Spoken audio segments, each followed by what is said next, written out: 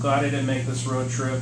A very long one for you guys this season, but you guys didn't miss a beat. You guys just dominated at Dixie, and a huge win for you guys. You know, and I said going in, I was actually excited to get the 54-man travel squad together and get them on the road. I think there's something really positive that can be accomplished when you have them for roughly 48 hours before kickoff and kind of eliminate all the distractions and really build that focus to, you know, kickoff time Saturday evening. We were able to do that. And there's one thing our players do know how to do, it is travel. Again, living where we do and competing for Humboldt State, that's just part of what comes with it. And we do it in a way where we break it up as best we can, make sure that we're able to get them on their feet and do a practice, although a light practice, and then a walkthrough on the morning of game day and such. So they handle it probably better than coaches, you know, with all that, but I was really pleased with the way we came out. We were prepared to play. We played our best game by far, and a lot was written about Dixie State and their improvement, and I think they have improved, but I think our players kind of took that to heart and went out and proved that as much as Dixie may have improved, we're still the better team, at least as we were that night. You had to be happy, especially on offense, putting up, 40-something points against the Dixie defense that coming in was pretty good on paper. So they were very good on paper and very good on film. They had only given up 5 touchdowns in the previous 3 games total and had led the conference in rushing defense and a number of other defensive statistical categories. But again, you know, you hear from David Culp and you talk to our players. I think they took that personally and they took that as a challenge, and as all competitors must do. And we certainly responded, and that offensive line played really well. And when you've got those guys up front moving the line of scrimmage, as our guys were able to do, as a former running back myself, that makes it fun. Nick Riccadulli and Daniel Wyatt, Bryson Hodges love some of the holes that were being created. So a lot of credit to that offensive line. They went from the best, right? Yeah, well, yeah.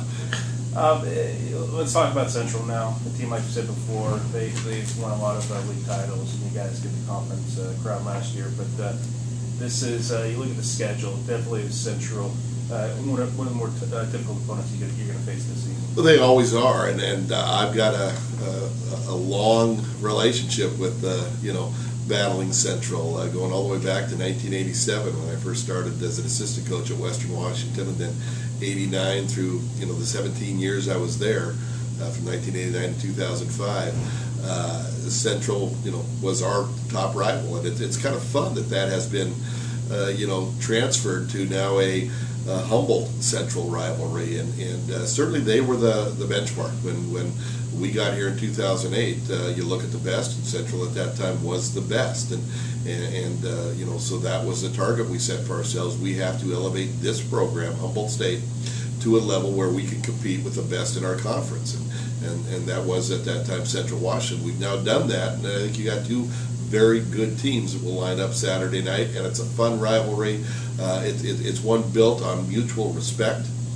Certainly, we know them, they know us, and although the faces may change a little bit, you know, it's not the Mike Prue, Lyndon Rawls on our side against some of the players they've had on their side. It's still a very intense, heated rivalry that should make for a great game come Saturday.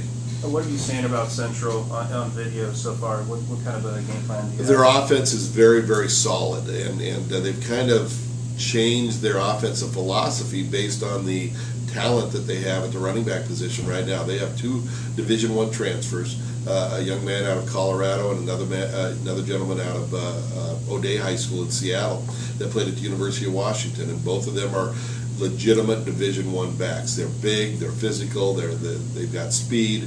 And so last week against Azusa Pacific, they only threw the ball 12 times, ran 65 times or something like that. That's not the Central that we're accustomed to seeing. They're usually a very balanced team that will throw the ball around. They still have Ryan Robertson, their quarterback, who we've seen for the last 3 years or so, and he's got some talented receivers. So we'll have to see, but their offense does pose a lot of problems on the defensive side.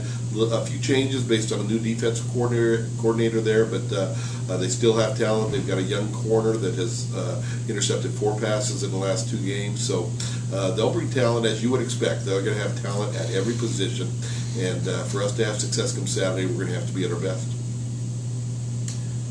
Coach, you know, one of the questions I get, I hear from fans and people around town.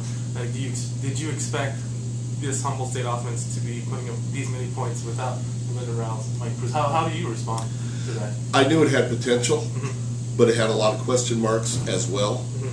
Certainly, you know, we were throwing a curveball late in the summer when the projected starting quarterback had some academic issues, but how about Alex Rump and how he has stepped forward and done everything we've asked. He's managed the offense so efficiently and so effectively.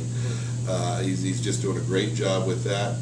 I knew that in Nick Riccadulli, having had him here a couple years ago, that we had a very talented running back.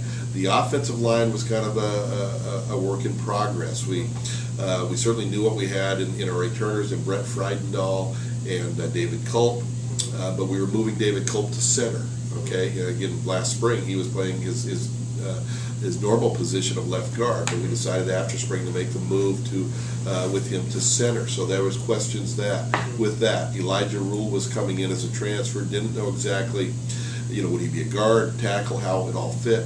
And it's come together nicely. We've got Max Little has really stepped in at one of the guard positions, played effectively, and then Dylan Reagan transferred over from CR, was here in the spring, and that group of five has fit together very, very nicely.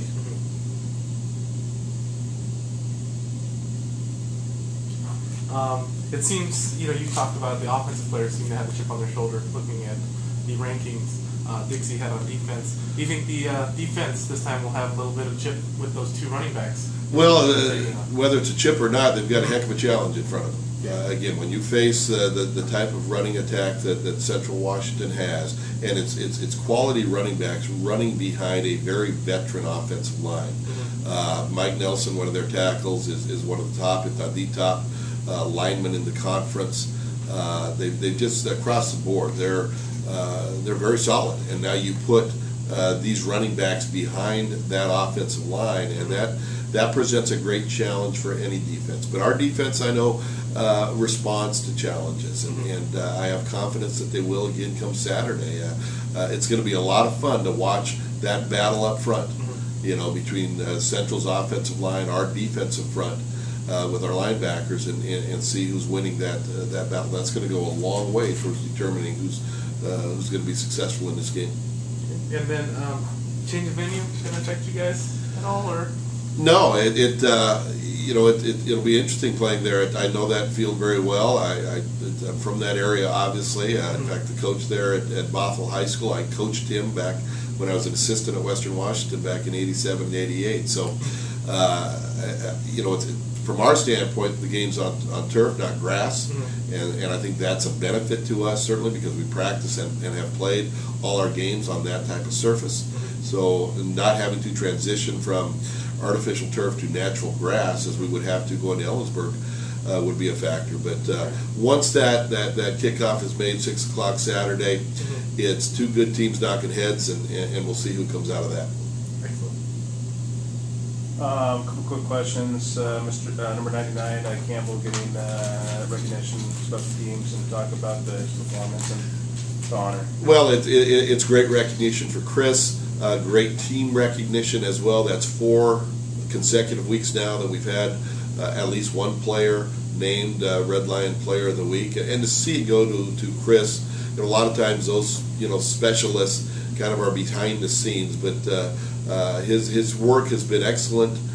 He's a young man that walked on a year ago, and we didn't know much about at all. And then Chris Bolt was going to be our punter. Then Chris Bolt had injury, and as a true freshman, we had to call upon Chris to take over that job. He did so very nicely, and has really improved himself. He's done a great job pinning teams inside the 20. He's got that. I wish my sand iron had that backspin that his punts tend to have, because he did it again on Saturday, where he was able to drop the ball into the 4-yard line, and again, any defense that has to go 96 yards, or any offense that has to go 96 yards against our defense, I think we have an advantage there. So he's done a great job, and it's nice to see him get recognized with the Player of the Week honor. On the lighter side, going up there, going up against Central, obviously you having been at the Western, you're probably not the most favorite guy that they want to see, but the fans they see him boo you or anything like that, or there's some of that. As I said, we've got a long history, and I've got so many stories around Central, and just the difficulty of playing them. In 1995, we have a perfect regular season, go 9-0. We beat Central during the regular season, intercepted John Kitna. There's a name people know. He was a quarterback at the time. Intercepted John three times, one of which he ran back for a touchdown. We're 9-0, ranked number 1 in the country. All right, they take the top 16 teams to the national playoffs. The number 16 team was Central Washington. So as the number 1 team, guess who we drew in the first round? John Kitna goes off, throws for 400 and some yards, and beats us 27-20. And we're 9-1, putting gear away. The next year we go and play for the national championship, going 11-2. But one of those 2 losses was against Central Washington. We've had some great battles over the years. Me personally, with obviously. That school and just the rivalries, first at Western Washington and now at Humboldt State. I think one of the rivalries, any type of rivalry like this, is what makes college football so special. And to be able now to have developed and elevated our program to the level where we can go toe-to-toe with Central and have some success, as we've had, winning 3 of the last 4. It means you're doing something right. I think it makes it fun for not only the players but the fans and everyone involved. A lot of banter back and forth on message boards and different things like that. And it's nice to have a rivalry that's built around respect like the one we have with Central. Well, another quick question. With Azusa now, is there an automatic team that gets in, or is there is not? No, okay. Azusa is a provisional qualifier at this point still. So the fact that you guys are getting nationally ranked each week, if you guys continue this, do you feel like that's going to help you, knowing that you guys are up there? People are going to notice, hey, Humboldt, yes, they've been up there. It's going to help us in the sense that, yes, there is name familiarity, and we're no longer that surprise team that I think we may have been a year ago type of thing. So that's a positive. But the reality of it is that's something we don't control and really can't worry about. We got to continue to take it one game at a time and do our best, and hopefully, as this thing plays out, we'll position ourselves for maybe some opportunities, after the regular season ends. But again, that goes away in a hurry if we don't take care of business over starting with this Saturday right here. So that's not anything that our players or coaches are focused on. It's a political system when it comes to the playoff selections, and so we're going to leave that to others. Our focus right now entirely is on Central Washington and the challenge and task we have in front of us come Saturday. Sounds good. Excellent. Okay. Thank you.